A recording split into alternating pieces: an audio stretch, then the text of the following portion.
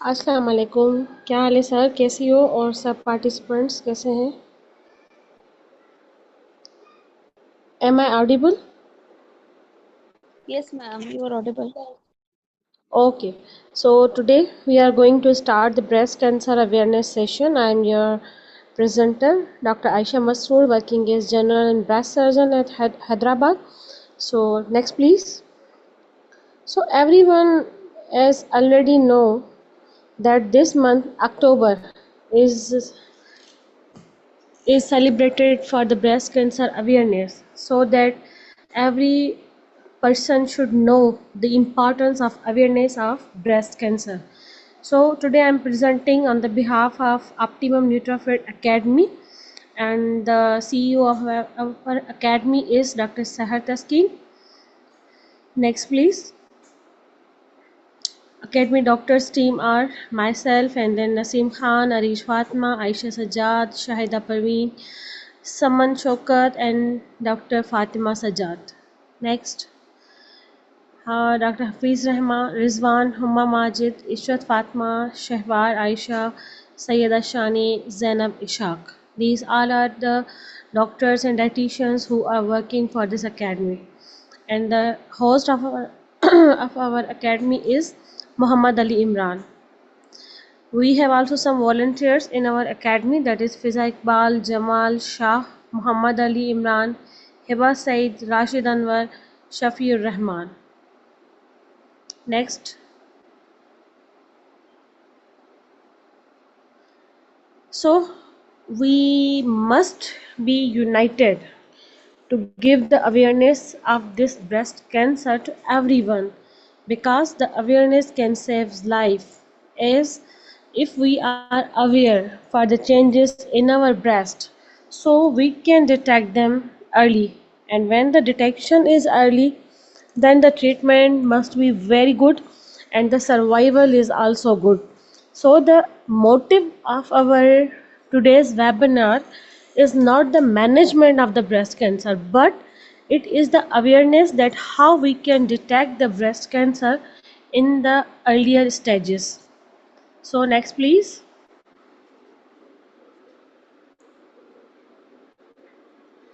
We don't know how strong we are until being strong is the only option.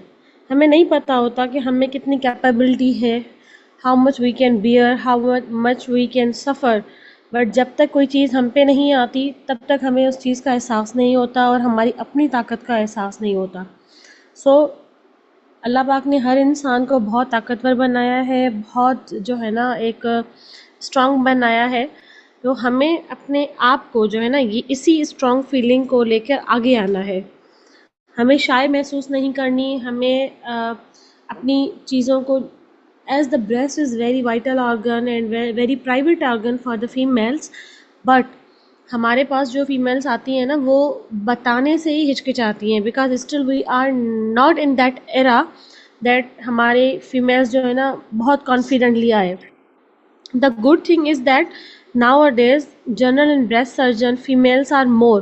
तो मतलब हमारी females हमारे पास बेझिझक आ सकती हैं, बट स्टिल जब वो आती हैं ना दे फील सो शाय कि वो हमें अपनी ये चीज़ कैसे दिखाएं, कैसे हमसे एग्जामिन करवाएं.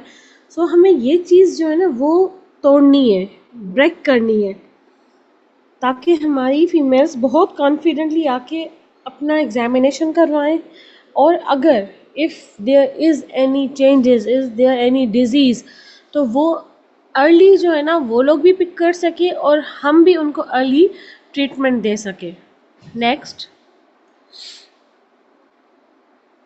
This is a very silent carcinoma. Silent भी इसीलिए है क्योंकि we don't have any awareness that how we should detect it by our own selves, and as it is a rough estimation that 1 in 8 or 1 in 9 women must suffer from breast cancer. As हम जितने भी लोग अभी इस चीज़ को सुन रहे हैं, तो हम में से जो 8 खवातीन हैं या हम में से जो 9 खवातीन हैं, कहीं पे इट इज़ 8 एंड कहीं पे it is 9. So it one of us can be a sufferer of breast carcinoma. It means इसका incidence is growing day by day and the ratio of its incidence is disease is more. तो जब किसी चीज़ का incidence इतना grow कर रहा होता है तो हमें ये देखना पड़ता है कि why it is growing so much, क्यों ये हमारी पॉपुलेशन में इतनी ज़्यादा हो गई है. अगर हो गई है तो how we further manage it, how we further detect it as early as possible. Next. So this is we can say a small study because इसमें जो है 129 सिटीज़ को ऐड किया हुआ था बट ओनली 19 सिटीज़ ने फ्रॉम द पाकिस्तान इसमें data enter करवाया. And one disease million at stack, मतलब this is the very great saying and बहुत सच कहा हुआ है कि है एक डिजीज़ बट बहुत सारे लोग जो है ना इसमें दाव पे लगे हुए हैं. The alarming truth in stats, this is a epidemic in Pakistan. इसको साइलेंट एपिडेमिक इसलिए कहा गया है because we are still in that era के हमें बतानी नहीं होती हैं चीज़ें. बट इंस्टेड ऑफ दैट कि कुछ सेंटर्स ने इसमें बहुत एक्टिवली पार्टिसिपेट किया and we came to know some facts of breast cancer. According to this disease 90,000 plus new cases every year report हो रहे हैं. Now you can imagine these are the only cases जो report हो रहे हैं. Instead of that there are many cases जिनका पता ही नहीं है हमें कि, और जिनकी फीमेल्स मतलब बताती नहीं हैं और एग्रेसिव स्टेट में आ जाती हैं और उस कंडीशन में कोई उनको ट्रीट करने के लिए आगे नहीं आता. तो it means this figure is very little one, very बहुत छोटी सी एक डेटा हमारे पास अवेलेबल है कि 90,000 फीमेल्स उनमें से एवरी ईयर रिपोर्ट हो रही हैं. बाकी तो डेटा हमारे पास स्टिल हिडन है. We are still in that era कि हमें पता नहीं है कि हमें कैसे जो है ना आगे बढ़ के आना है. And out of them 40,000 plus are still mortality rate पे जा रहे हैं, जिनकी डेथ्स हो रही हैं. मतलब अब ये सोचा जाए कि ये कोई ऐसी डिजीज़ है जिसकी हमारे पास कोई मैनेजमेंट नहीं है, यहाँ तो इसकी कोई ट्रीटमेंट नहीं है. No, this is not like that. We have very good treatment option for this disease. Even diagnosis में भी हमारे पास इतने अच्छे अच्छे टूल्स हैं कि हमें ईच एंड एवरी चीज़ इस डिजीज़ की पता चल जाती है. And we have many option for its management जो हम आगे चल के डिस्कस करेंगे. बट स्टिल डेथ रेशो हमारे पास ज़्यादा है. क्यों ज़्यादा है? क्योंकि जो हमारे पास प्रेजेंटेशन है ना ब्रेस्ट कैंसर की, वो बहुत लेट स्टेज में है. और जब एक चीज़ की प्रेजेंटेशन लेट है तो इट मीन्स के उसकी जो सर्वाइवल है वो अच्छा नहीं है, और उसके अलावा जो है उसका ट्रीटमेंट ऑप्शन वो बहुत एग्रेसिव हो जाता है स्टेज के हिसाब से. So this is called that number 1 cancer risk in women nationwide, and 39% of female arrive in the late stage. This is a thing जो मैं बात कर रही थी कि हमारे पास स्टेज का बड़ा इशू है कि हमारे पास प्रेजेंटेशन जो हो रही है वो लेट स्टेज में हो रही है. अगर कोई अमूमन तो हमारी फीमेल्स स्टेज 1 और 2 में उसको डायग्नोज कर ही नहीं पाती. अगर कोई कर लेता है कि पिक कर लेता है कि भाई स्टेज 1 या 2 में हमें कोई लंप है, और वो लोग फिर शाई करती हैं डॉक्टर के पास आने में, कोई इन्वेस्टिगेशन करवाने में. अगर डॉक्टर के पास आ भी जाते हैं तो फिर बायोप्सी का हमारे पास बड़ा मसला होता है कि भाई बायोप्सी नहीं करवानी, अगर हमने ये सुई लगवा दी तो ये कैंसर फैल जाएगा. बट ऐसा नहीं है.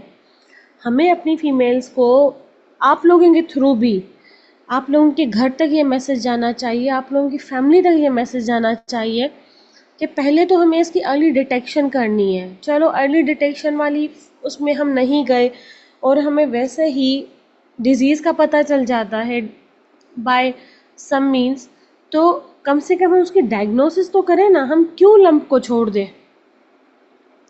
तो ये मैसेज अपने घर तक ज़रूर लेके जाना है आज आप सबको. So we have multiple risk factor for this disease. कुछ रिस्क फैक्टर्स ऐसे होते हैं जो हम मॉडिफाई कर लेते हैं, कुछ ऐसे होते हैं जो हम मॉडिफाई नहीं कर सकते, जिनको हम नॉन मॉडिफाइबल कहते हैं.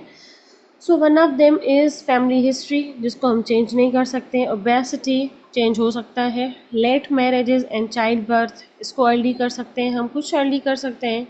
लैक ऑफ फिजिकल एक्टिविटी, जो सेडेंट्री लाइफ स्टाइल होता है वही ओबेसिटी हो जाती है, उन पेशेंट्स में ज़्यादा चांसेस होते हैं। Reduced risk through regular exercises, balance diet, breast feeding, alcohol and smoking को अवॉइड करते। फॉर्चुनेटली हमारे पास अल्कोहल और स्मोकिंग कम है इन द फीमेल्स, ठीक है।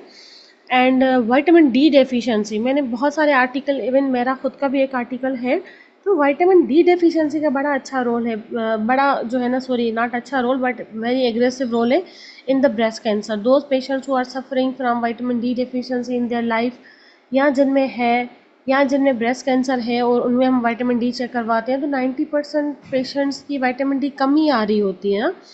तो विटामिन डी डेफिशिएंसी को हमें ट्रीट करना चाहिए, ये तो हमारे हाथ में है ना, ये तो हम सप्लीमेंट्स दे के एक चीज़ बेटर कर सकते हैं। तो this is a modifiable risk factor जो हम कर सकते हैं। Next please.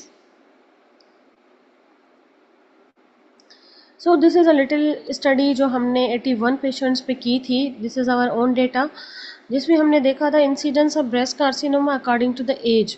बिकॉज प्रीवियसली ये कहा जाता था this is a disease of old age people, या जो 40 प्लस है उनकी डिजीज़ है, but nowadays the data is totally changed, the presentation is totally changed।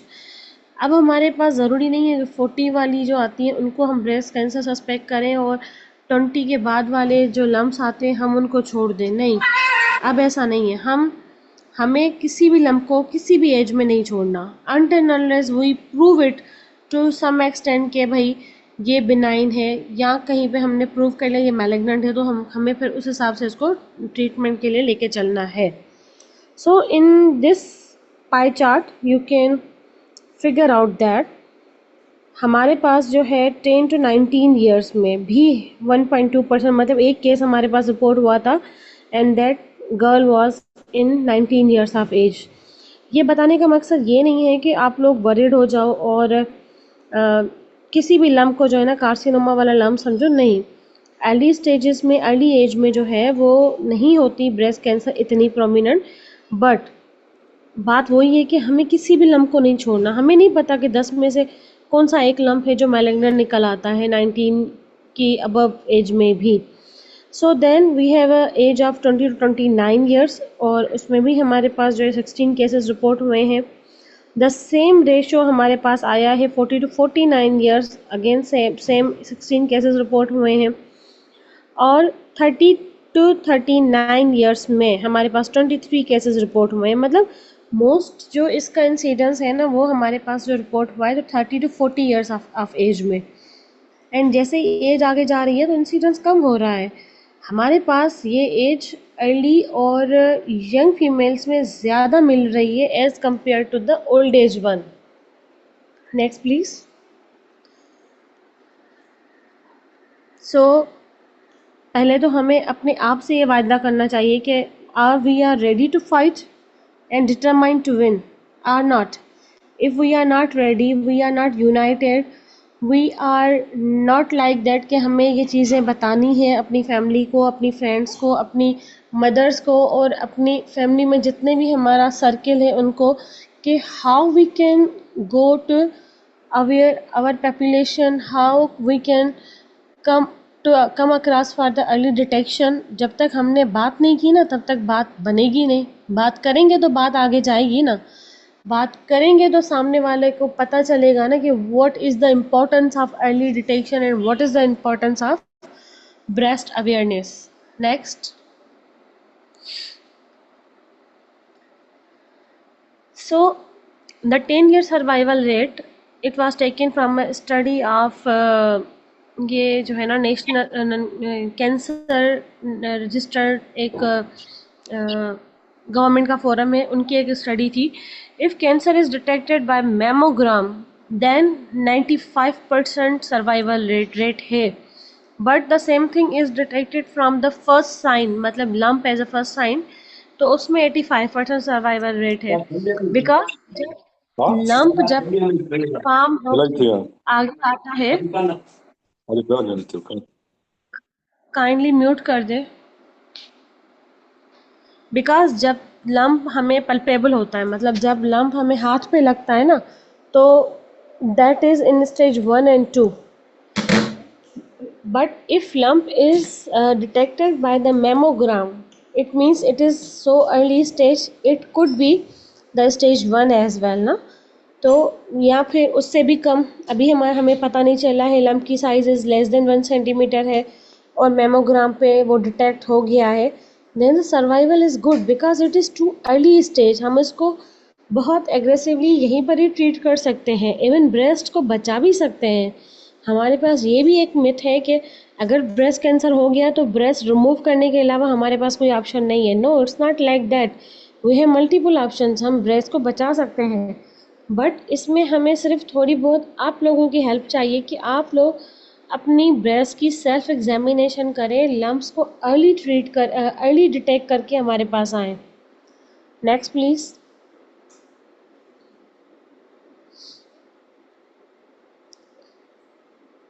So we have some presentation of breast cancer. Back कीजिएगा. it could be it could be nipple changes, it could be bloody discharge, it could be lump in the breast, changes in breast color. There is a changes in the breast skin as well, जिसको हम अपनी language में मतलब medical terminology में पॉडी orange appearance कहते हैं. जैसे orange की पील होती है ना, खाल ऑरेंज की, वैसी डिम्पलिंग हो जाती है स्किन में. And we have a breast or nipple pain, जो कि बहुत लेट स्टेज में ही होता है और this is not an early sign, that's why it is called silent carcinoma. And pain is always a blessing. मैं हमेशा ये कहती हूँ कि भाई जहाँ भी आपको पेन मिला ना, you can dig out that problem. अगर पेन नहीं है ना तो चीज़ें बहुत बहुत आगे चली जाती हैं, बहुत एडवांस स्टेज में चली जाती हैं and we are unable to pick them. Next please. So we have risk factors for this cancer, जो हम पहले भी डिस्क्राइब कर चुके हैं. It could be the age, जैसे एज बढ़ रही है रिस्क कैंसर भी बढ़ रहा है. It could be the genetics, it could be the family history, alcohol consumption and cigarette smoking. Fortunately we don't have previous breast cancer diagnosis, और family में किसी को है ओबेसिटी, और रिप्रोडक्टिव हिस्ट्री लाइक नली पेरस वुमेन में, मतलब जिनको फीमेल्स को चाहे बच्चे नहीं होते हैं उनमें भी ज़्यादा चांसेस होते हैं, जो लैक्टेशन नहीं करवाती उनमें भी होते हैं. And those who are taking hormonal pills, उनमें भी होता है ये प्रॉब्लम. एंड डेंस ब्रेस्ट, वही बात है, ओबेसिटी होगी, डेंस ब्रेस्ट होंगे, उनमें भी ब्रेस्ट कार्सिनोमा का रेट ज़्यादा होता है. Next please. So but we have some factor जिसको हम मॉडिफाई कर सकते हैं, like have a healthy weight, diet करके, वॉक करके, फिज़िकली एक्टिव रह के, एक्सरसाइज करके, और फूड जो है वो हेल्दी खा के, and along with that avoid smoking if someone is having a smoking history. Be vigilant for sign and symptoms. हम अपने आप को हेल्दी रख सकते हैं. Next please.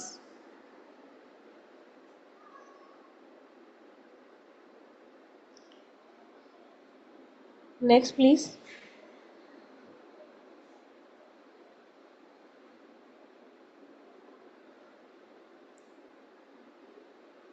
सहर नेक्स्ट कीजिएगा. So these all are presentations of breast cancer. These are real presentation जो हमने खुद भी देखी हैं. And sometimes it is so silent, sometimes it is present with the breast lump or skin changes, nipple retraction, and so all. मतलब ये ऐसा नहीं कि एक ही presentation हमने सब patients में देखी हो. We have a different presentations. So next please. It's okay sir, कोई issue नहीं है. The very important message is today's presentation is this. हमें अर्ली स्क्रीनिंग कैसे करनी है. हम सारा टाइम ये कह रहे होते हैं ब्रेस्ट कैंसर अवेयरनेस मंथ है, पिंक अक्टूबर है, और इसमें जो है ना हमें मैमोग्राम को बहुत इम्पोर्टेंस देनी होती है कि भाई मैमोग्राम को बहुत जो है लोगों की अवेयरनेस के लिए लाना होता है, because this is a very important tool जिससे आप 99% कार्सिनोमा को अर्ली डिटेक्ट कर सकते हैं। ठीक है, it's a very sensitive machine, x ray की तरह होता है सिस्टम इसमें, और this is very good for the detection of early carcinoma. Even late carcinoma को भी कर सकते हैं, पर हमें जो है अर्ली कार्सिनोमा डिटेक्ट करने में मुश्किल होती है, जो क्लिनिकली इतने जो है ना विजिबल नहीं होते।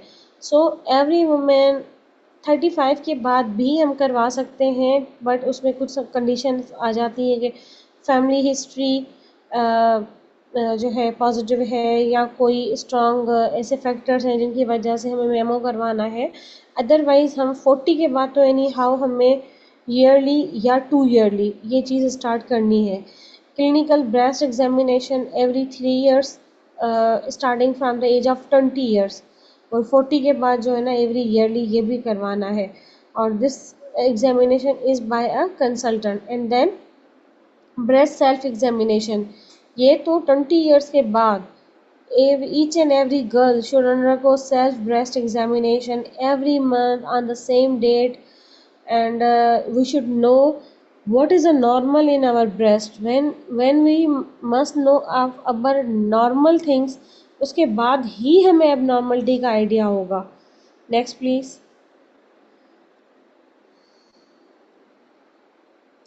So how we have to perform the self breast examination? Perform same time in every month, because ये क्यों कहा गया है? बिकॉज द जो हमारे साइकिल्स का हार्मोनल इन्फ्लुएंस है, कभी एस्ट्रोजन बढ़ रहा होता है, कभी प्रोजेस्टेरोन बढ़ रहा होता है, तो उसकी वजह से भी कुछ नॉर्मल चेंजेस आती हैं बॉडी में, तो वो हमें डिटेक्ट करनी है। और same time same month every month का मतलब भी यही है कि अगर कोई नॉर्मल फाइंडिंग है ना, तो वो हमें पता होनी चाहिए। Check from the changes when lying down in the shower and in the mirror. Next please, ये मैं आगे डिस्क्राइब करूँगी। So this is the way. Examine underarms, and then first right underarm, then left underarm, then below the breast, and then जो है above the breast, and then while lying down, and examine in circular motion, starting from the nipple areola complex, and then circle की तरह move करते करते towards the axilla. Next please.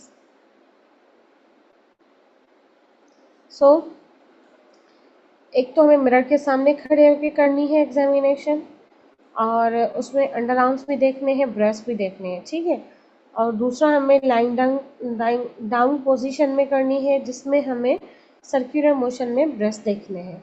Next please.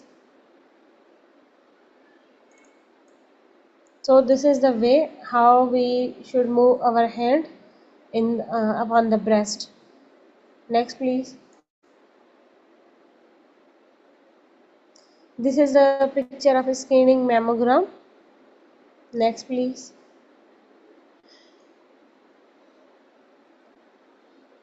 So this is the overall management of breast cancer. Just एक दो slide put करने का मकसद यही था कि आप लोगों को थोड़ी बहुत अवेयरनेस दे दूँ कि we have a very multiple options present for the breast cancer management, and we should start with the surgery if it is early breast carcinoma, or start from the chemotherapy if it is the a little bit advanced।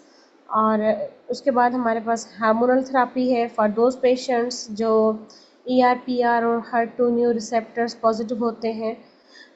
ERPR is oestrogen receptor and progesterone receptors, जो हम check करवाते हैं and at the breast specimen जो हमारा जाता है biopsy पे, उस पर।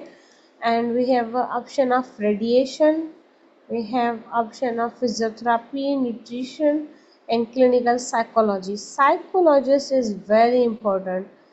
Psychologist is very important in that sense that इसको जो है ना बियर करना कि I am sufferer of a breast cancer, और या मुझे जो है ना ब्रेस्ट कैंसर है, इस चीज़ को डाइजेस्ट करना, पहले तो जो है ना इस चीज़ को एक्सेप्ट करना एंड देन डाइजेस्ट करना is very very difficult one ना। So psychologist must be there throughout the whole process of diagnosis and the management, that thing we are lacking in our area. And our people are not willing to move for any psychologist. उनको यही लगता है कि ये जो है ना psychiatrist ही होते हैं और वो पागलों के डॉक्टर होते हैं, हमें उनके पास नहीं जाना. So this is very important step, ये फॉलो करना चाहिए. And then we have a radiation nuclear medicine pathologist. So इन सब लोगों को और इन सब ऑप्शंस को लेकर हमें ब्रेस्ट कैंसर की मैनेजमेंट में आगे चलना होता है. Next please.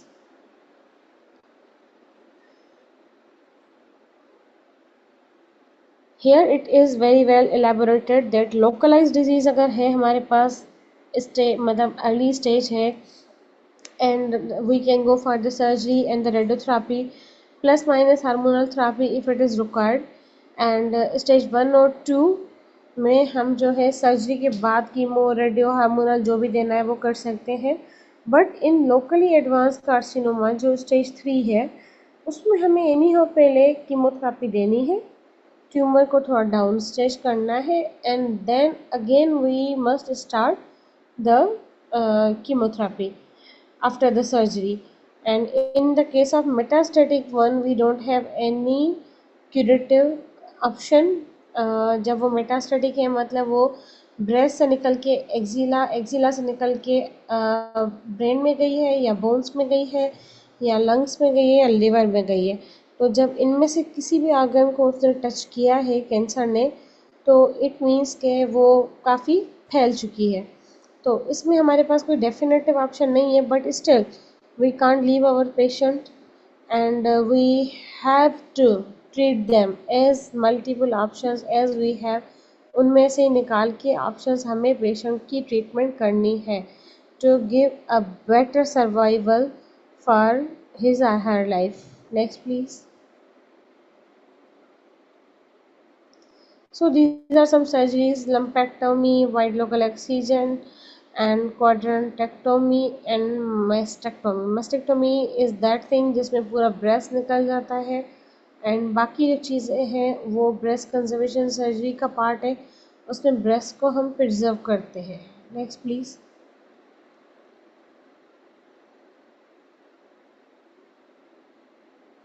So over to our dietitian for the lecture. Thank you. जी जी, thanks a lot doctor Ayesha for जो भी क्वेश्चन प्रीशियस हो, टाइम. नहीं कोई मसला नहीं है, वेलकम. जो भी क्वेश्चन हो आप ग्रुप में सेंड कीजिएगा, आई विल रिस्पॉन्ड देयर. जी चलें, ठीक है. इंशाल्लाह जैसे ही मीटिंग हमारी क्लोज होगी तो फिर उसके बाद ऑफिशियल ग्रुप ओपन किया जाएगा, या इनबॉक्स में आप मुझसे भी रब्ता कर सकते हैं, तो हम क्वेश्चन आपके लेके आंसर आपको कर दिया जाएगा. तो डाइटिशियन जैनब को मैं इनवाइट करना चाहूँगी, प्लीज़ आप अपना कवर करें. थैंक्स.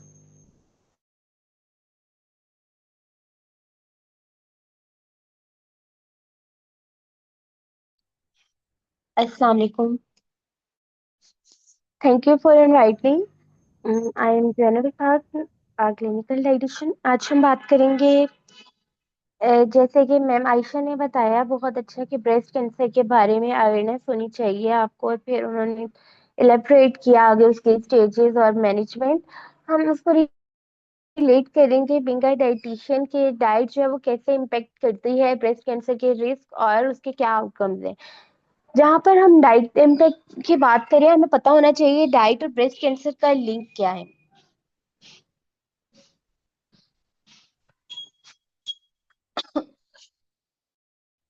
हमें पता हो कि क्या लिंक है हमारी डाइट का और ब्रेस्ट कैंसर का.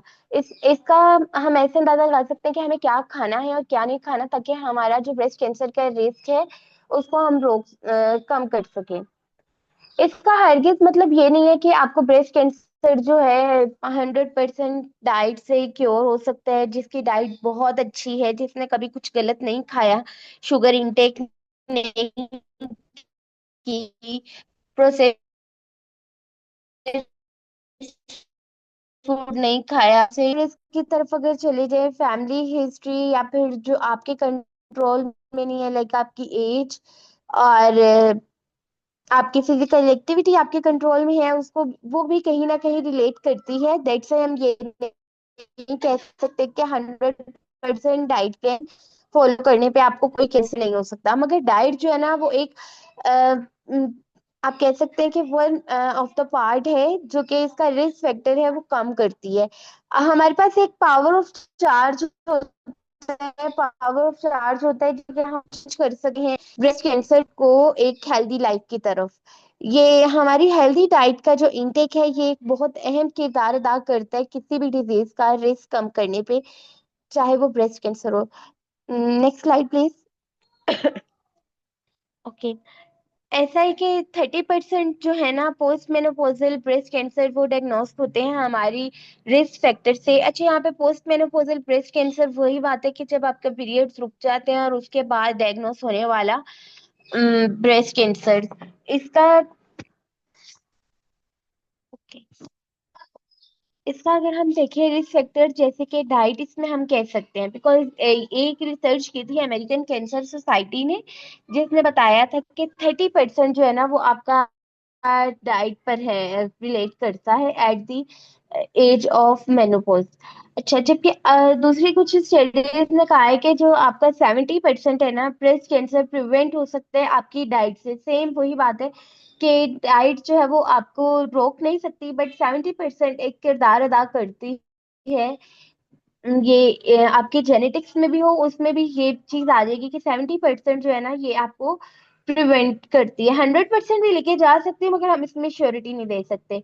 और वही बात है कि आपको साथ साथ अपना सेल्फ एग्जामिन करना है, जैसे मैम ने बताया लिम्स वगैरह, या ऐसा आपको सेल्फ एग्जामिन करते रहना है जरा सा भी वो स्टार्ट स्टेज पर हो ताकि उसे कवर अप किया जा सके।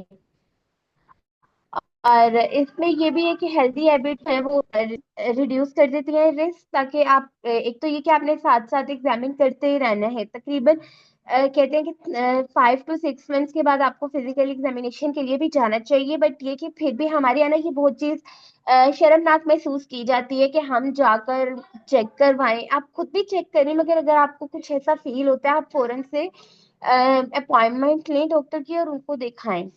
Next slide please. स्टिल अगर बीइंग अ डाइटिशियन में डाइट की बात करूं तो यहाँ पर एक ऐसा कुछ नहीं है लेटेस्ट कि ब्रेस्ट कैंसर डाइट के नेम से मैं आपको बता दूं कि ये ब्रेस्ट कैंसर डाइट है और आपने ये फॉलो करना है, ऐसा कुछ नहीं है। बस डाइट, एक स्लाइड पीछे कर दें।